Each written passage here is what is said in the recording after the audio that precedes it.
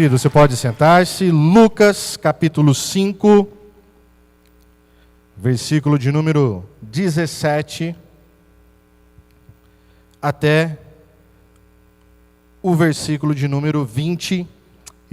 Lucas 5, 17, até o versículo de número 26, que diz assim: Certo dia, quando ele ensinava, estavam sentados ali fariseus e mestres da lei, procedentes de todos os povos da Galiléia, da Judéia e de Jerusalém. E o poder do Senhor estava com ele para curar os doentes. Vieram alguns homens trazendo um paralítico numa maca e tentaram fazê-lo entrar na casa para colocá-lo diante de Jesus. Não conseguindo fazer isso, por causa da multidão, subiram ao terraço e o baixaram em sua maca, através de uma abertura, até o meio da multidão, bem em frente de Jesus. Vendo a fé que eles tinham, Jesus disse: Homens, os seus pecados estão perdoados. Os fariseus e os mestres da lei começaram a pensar: quem é esse que blasfema? Quem pode perdoar pecados a não ser somente Deus? Jesus, sabendo o que ele estava pensando, perguntou: Por que vocês estão pensando assim? O que é mais fácil dizer? Os seus pecados estão perdoados, ou levanta-se e ande? Mas para que vocês saibam que o Filho do Homem tem na terra autoridade para perdoar pecados, disse ao paralítico: Eu lhe digo, levante-se, pegue a sua maca e vá para casa. Imediatamente ele se levantou na frente deles, pegou a maca e que estivera deitado e foi para casa louvando a Deus. Todos ficaram atônitos e glorificavam a Deus e cheios de temor diziam: Hoje vimos coisas extraordinárias. Até aqui o nosso texto. Encontros para uma nova vida é o que a gente tem estudado como comunidade. E diante de cada encontro desse, nós percebemos o Filho do Homem, Jesus Cristo de Nazaré, ministrando a cada coração o propósito central da sua vinda, da sua encarnação, do próprio Deus entrando na história e percebendo que as respostas, elas são sempre contundentes com aquilo que Jesus tinha como objetivo final: pregar o evangelho do reino de Deus. Nós nos acostumamos sempre a cuidar de coisas periféricas, quando nós deveríamos cuidar sempre do problema central. Até quando a gente olha para a história da igreja e como nós considerávamos uma conversão, a gente percebe o quanto que a gente sempre considera questões periféricas em detrimento daquilo que realmente é central.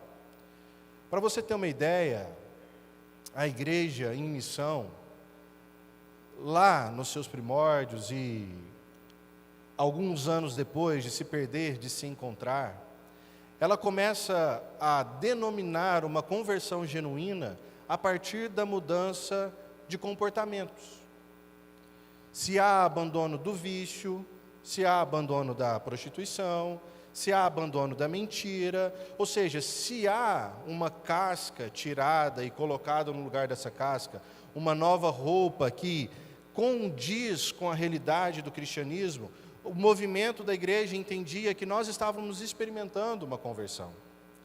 Mas a história começou a mostrar que parecia que essa mudança de comportamento não trazia uma conversão genuína.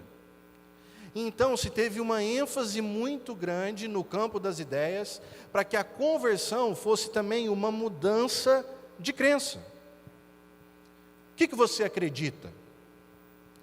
Então eu não posso mudar só o comportamento da pessoa, eu preciso mudar também naquilo que ela acredita.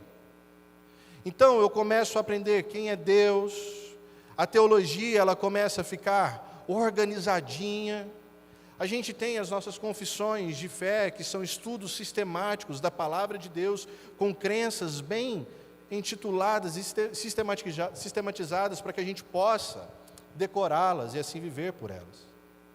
Mas a gente percebe que mudar comportamento e mudar só a crença não produz uma conversão genuína, que ainda falta uma coisa. E a igreja então começa a entender que o ponto central da conversão é o coração. Eu preciso mudar o coração. O coração que é de pedra, ele precisa se tornar um coração de carne. Eu preciso nascer de novo. Eu preciso experimentar a vida que eu não tenho mais por conta do pecado que trouxe morte para a criação. Então eu preciso desse renovo, eu preciso renascer, eu preciso trocar o que produz vida dentro de mim, para que haja verdadeira conversão. Isso é ir no ponto central da conversão. E aonde a gente está vendo isso? Nos encontros que Jesus tem. A gente começa a perceber nesse movimento de Jesus no Evangelho, em apresentar o reino de Deus, esse movimento acelerado, e Lucas é um autor que faz questão de organizar todos esses fatos numa ordem clara e lógica de como isso aconteceu. E o que Jesus está mostrando é que Ele está cuidando do problema central. Ele está cuidando do problema do coração. E é interessante que aqui é a primeira vez em Lucas que os escribas e fariseus, eles aparecem. E o que esses homens estavam fazendo aqui, ouvindo Jesus ensinar e vendo Jesus curar, era o que eles deveriam fazer mesmo naquele tempo. Essa era a função deles. Fiscalizar a doutrina e a religião do seu povo.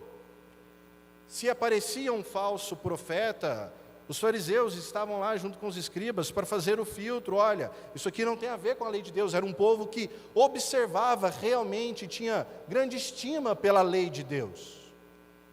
É um povo que tinha um comportamento estrito quanto à lei de Deus, mas que pela própria história do Novo Testamento, a gente percebe que o ensino nem sempre era prática, que o coração nem sempre reverberava o que a casca de fora estava fazendo, ao ponto de Jesus dizer: olha, vocês me adoram com seus lábios.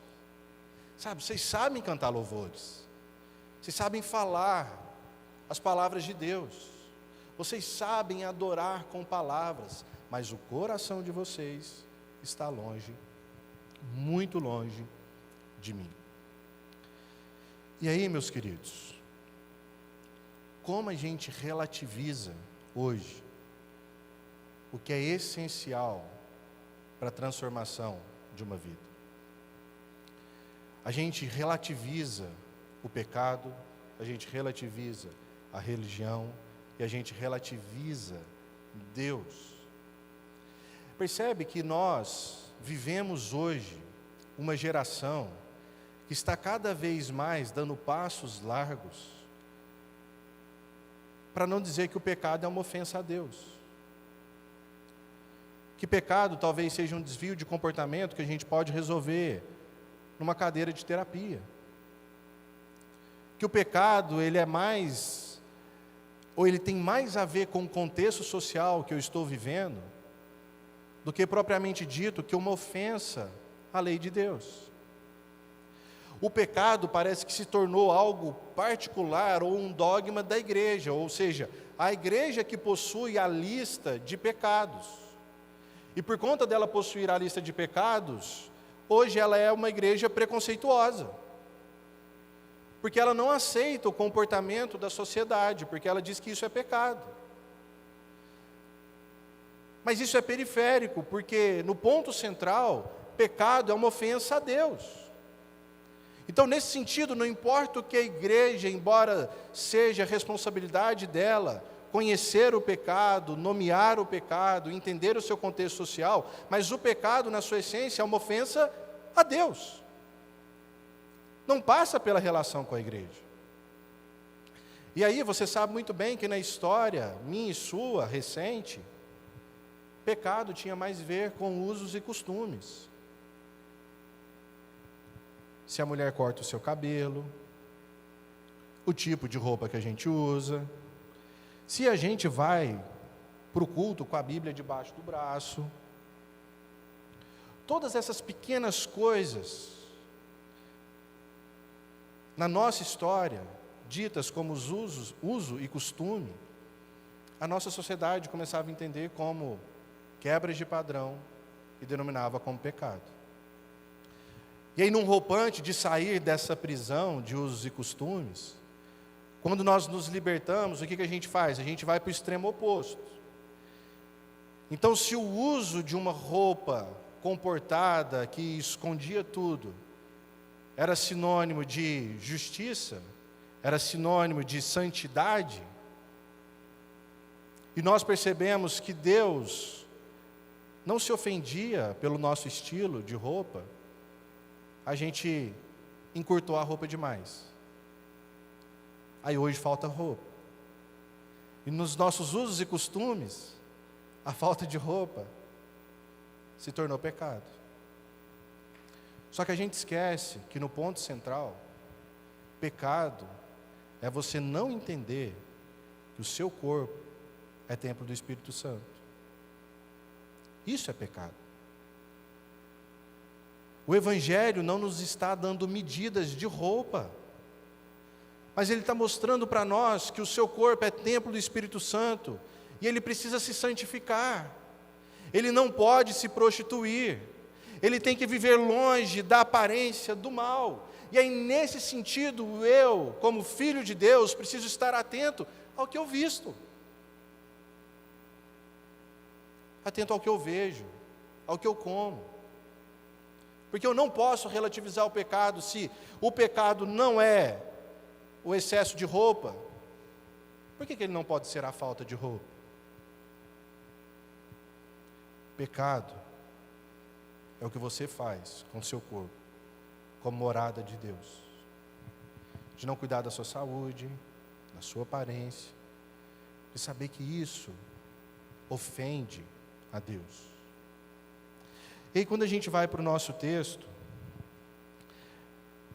e a gente começa a perceber essa relativização do pecado, é quando a gente olha para a importância que se dava para a cura física.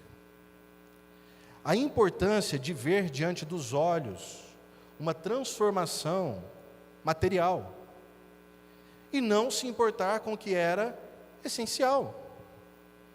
Quando Jesus diz, os seus pecados estão perdoados, a reação daquele grupo de escribas e fariseus, ao dizer que Jesus estava blasfemando, é porque para eles materializar algum poder de Deus,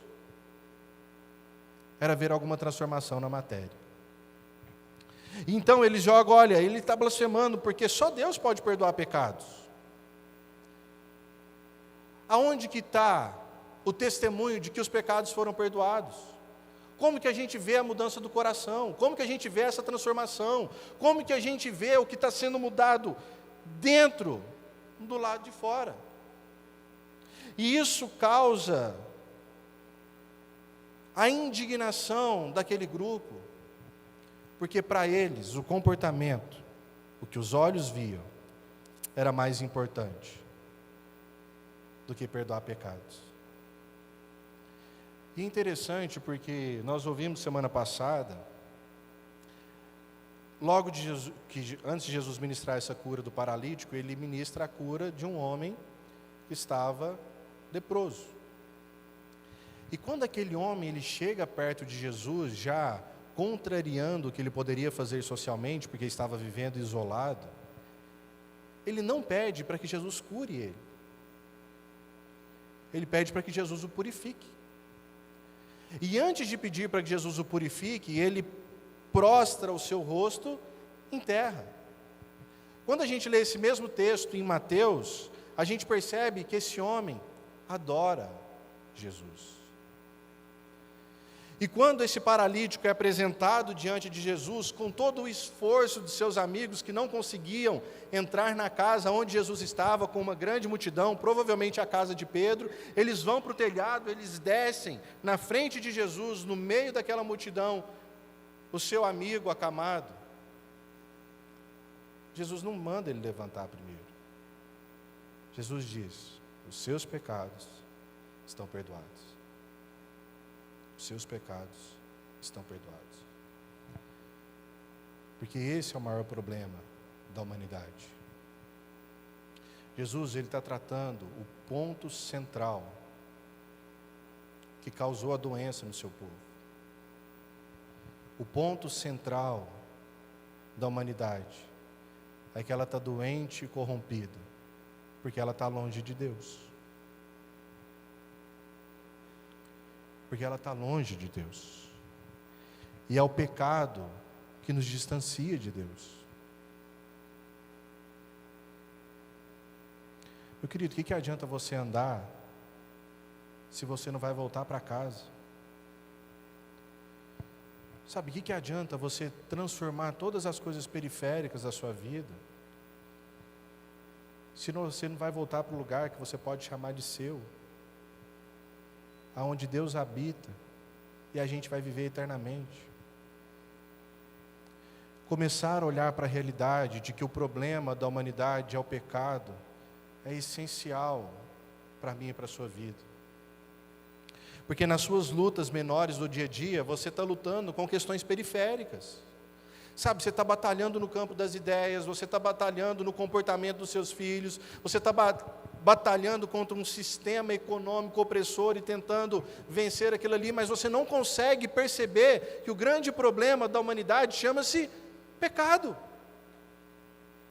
E é o pecado quem nos paralisa como seres humanos, ou quanto mais longe eu estou de Deus, mais inerte eu estou na vida criada por Deus. Não é à toa que o salmista Davi, no Salmo de número 32, diz assim: como é feliz aquele que tem suas transgressões perdoadas e os seus pecados apagados. Como é feliz aquele a quem o Senhor não atribui culpa e em quem não há hipocrisia. Enquanto eu mantinha escondidos os meus pecados, o meu corpo definhava de tanto gemer. Pois dia e noite a tua mão pesava sobre mim. As minhas forças foram se esgotando como em tempo de seca. A gente está paralisado e a gente definha, meus queridos, é por conta do pecado. E o que esse homem está encontrando aqui de Jesus é a única coisa que tem poder realmente de nos colocar em movimento de novo, que é o perdão sacrificial de Cristo Jesus. E Jesus pergunta para aquele grupo: gente, o que é mais fácil?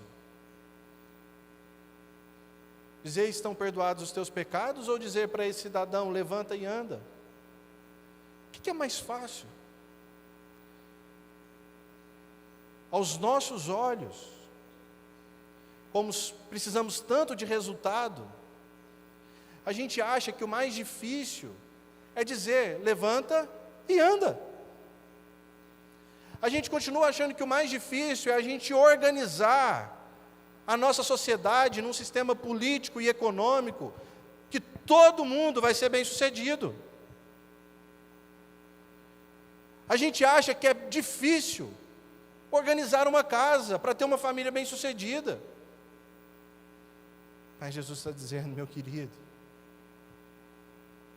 você sabe o preço que eu paguei para perdoar pecados? Você sabia que eu deixei o meu trono, a minha glória, eu me fiz carne, eu esvaziei de todo o meu poder, eu morri a sua morte, para que o seu pecado pudesse ser perdoado. Eu fui o sacrifício perfeito para que a ira e a mão de Deus não pesasse sobre a sua vida com justiça,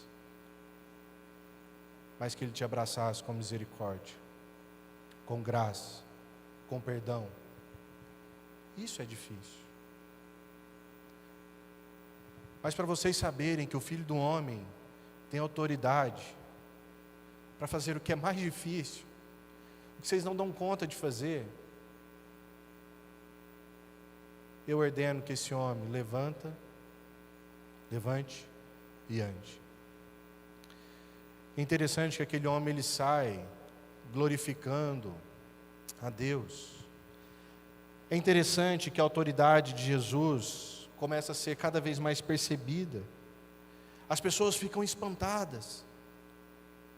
E elas começam a perceber o movimento que nós perdemos de que Jesus trata a causa e não os sintomas. A gente começa a perceber que o nosso papel na história, como perdoados, é carregar a maca das pessoas que estão paralisadas, para que elas recebam o perdão de Jesus. Pessoas precisam de outras pessoas que conduzam até Jesus, meu querido. Porque enquanto ela estiver sozinha, ela está paralisada. Ela está inerte, ela não consegue se movimentar. Então ela precisa dos seus amigos. O seu amigo de trabalho precisa de você, que você leve ele até Jesus. Os seus filhos precisam que você os coloque no carro.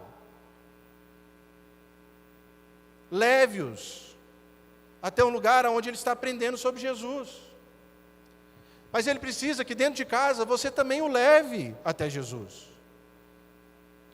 E todos os nossos esforços parece que são para levar pessoas para todos os lugares, menos para Jesus.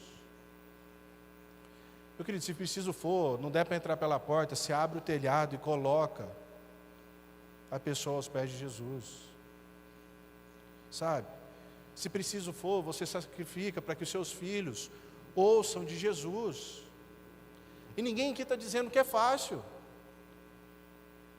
Muito mais fácil é você resolver os problemas periféricos. Mas Deus quer resolver o problema da humanidade que está longe dele. Deus quer perdoar pecados. Deus quer habitar no meio do teu povo. Deus quer te dar a vida eterna. E é por isso que você tem que lutar. É por isso que você tem que carregar. Sabe, você fica, é difícil demais. É tanta coisa que meu filho vê, que está ensinando coisa. Assiste com seu filho. Ah, mas eu estou cansado. O que é mais fácil? Você pagar um plano e deixar ele lá assistindo sozinho? Ou você assumir a responsabilidade de sentar com ele e dizer, filho, isso não honra a Deus. Você não vai assistir, pai, mas você não vai. Pai, todo mundo está indo, você não vai. E eu sei que essas coisas trazem um peso. E é isso que Jesus está mostrando aqui. Que o problema, para ser resolvido, dá trabalho. Para ele foi sacrifício, para quem estava conduzindo, teve que subir no telhado e teve que descer a maca. E era pesado. Precisou de mais pessoas se envolverem. As pessoas precisam conhecer o perdão de Jesus. E você é um instrumento de graça na vida delas. Você é um instrumento de graça. As pessoas não precisam do seu dinheiro. Elas não precisam do seu sorriso. Elas não precisam que você seja o boa praça, que todo mundo se agrade de você. Elas precisam conhecer Jesus através da sua vida. Dá trabalho. Você vai dormir menos, você vai ganhar menos, gastar mais, você vai sofrer mais um pouco, você vai ter que estudar, porque o nosso mundo é complicado, você vai ter que ver cada filme, cada vídeo que o seu filho assiste antes que ele veja, Você vai ter que lutar com ele, porque tem muitas tentações e ele vai querer e você vai ter que ser quem segura. Você vai ter que se envolver mais com uma comunidade local, mesmo o seu chefe cobrando de você que você participe de todos os seminários, que você cresça na empresa. Você vai ter que participar. Você vai ter que sacrificar, meu querido. À luz da sua experiência? Não, à luz do Deus que te salvou. Que mesmo sendo Deus, se fez carne, habitou entre nós, cheio de graça, de verdade, que deixou toda a sua glória, que não poupou a sua própria vida, a vida do seu único filho, para que você pudesse ouvir dele: os seus pecados estão perdoados. Pega a tua maca, levanta e volta para casa. Vai viver eternamente, que é o lugar aonde a gente nunca deveria ter saído. Deus nos abençoe nesse desafio. Que Deus te dê coragem, ousadia, de lançar a semente do Evangelho, de carregar as pessoas para o pé de Jesus. Que Deus te dê coragem para dizer não e para falar sim para aquilo que tem a ver com o Evangelho de Cristo Jesus. Que o poder de Deus que estava com Jesus esteja com a sua vida hoje, nessa manhã, para que você tenha coragem de tratar aquilo que precisa ser tratado. As pessoas precisam de perdão de Cristo. Vamos ficar em pé, meus queridos? Vamos orar?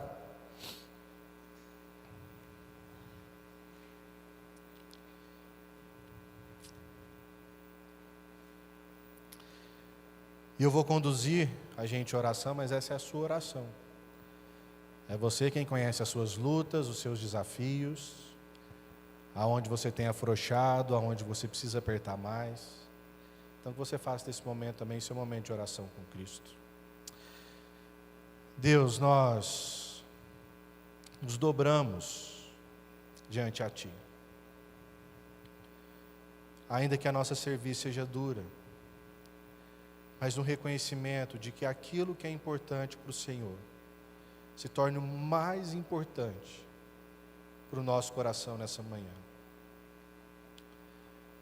Que a gente perceba que o propósito de Jesus era perdoar pecados, era reconciliar pessoas com Deus. E assim como Cristo nos enviou, que a gente pregue o Evangelho de Jesus, para que haja remissão de pecados.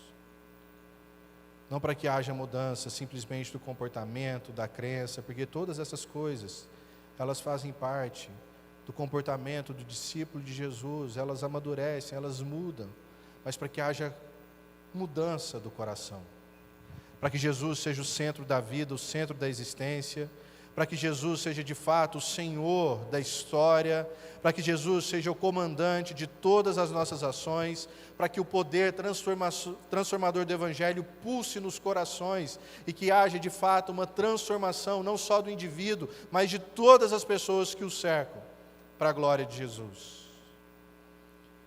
Que Jesus entre nas casas, ó Deus, nessa manhã, ministrando o perdão de Cristo, reconciliando crianças, adolescentes, jovens, adultos, idosos, transformando, ó Deus, todos os ambientes aonde nós estamos, com o lavar regenerador do Espírito Santo e o perdão de Cristo Jesus, para a glória de Deus Pai. Ó Deus, ajuda o Teu povo nesse desafio, ajuda o Teu povo, para a glória do Teu próprio santo e bendito nome.